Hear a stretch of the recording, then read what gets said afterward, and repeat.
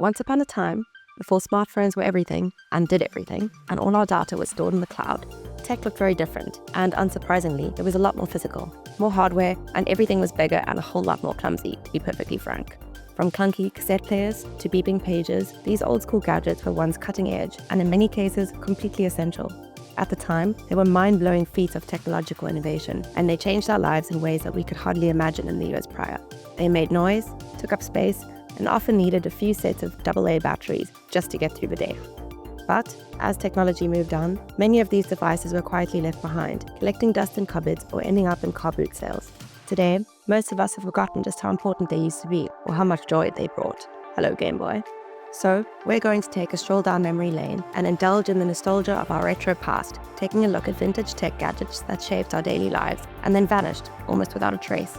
You might not want them back. I mean, they're almost completely superfluous these days. But chances are, at least one will spark a good memory.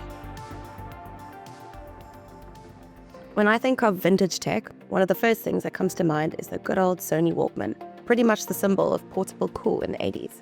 Launched in 1979, the Walkman allowed you to take your music out into the world, and on cassette tapes no less. Whether clipped into your belt or hidden in your backpack, it gave teenagers the power to tune out parents, teachers, and the general chaos of life.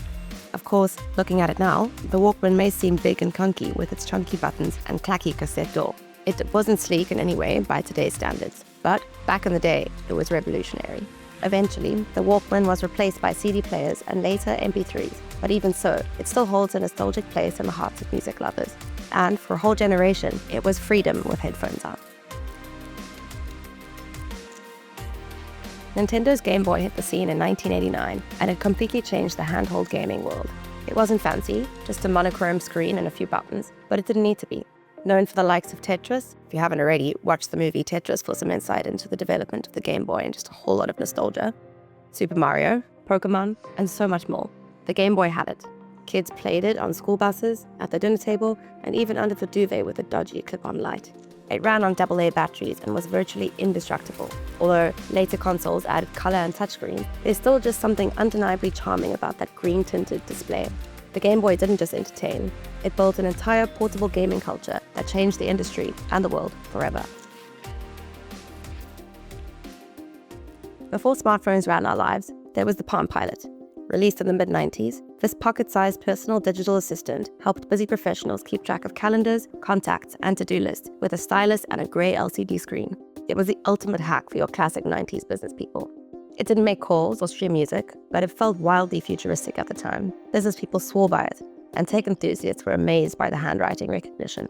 You'd sync it with your PC and carry it inside your blazer pocket, feeling like a full-on CEO.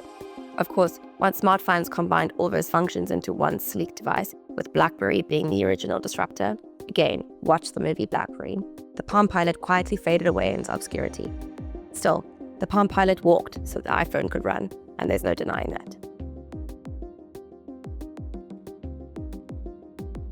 The pager, or bleeper as your parents or grandparents may remember it, the original notification tool of the 90s. It didn't play games or browse the web, but it buzzed or beeped with short numeric messages or callback numbers. The pager was a full-on admin and/or business tool, and it was super handy when it first became a thing.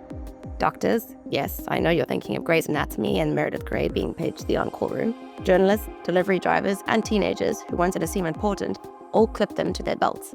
At its peak, a pager was a symbol of urgency. If someone paged you, it was probably serious. But text messaging eventually rendered pages obsolete, especially as mobile phones became more affordable and just so much better.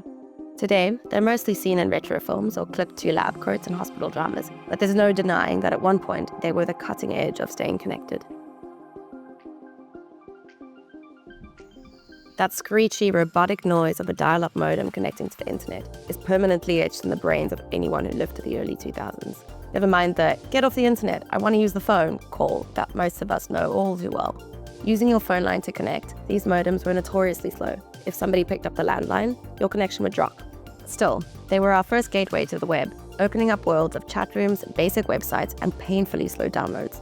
Speeds were capped at 56 kilobytes per second, but at the time, that was enough to feel revolutionary. Broadband eventually took over, offering always-on and much faster internet. And in the end, dial-up modems went the way of the dodo.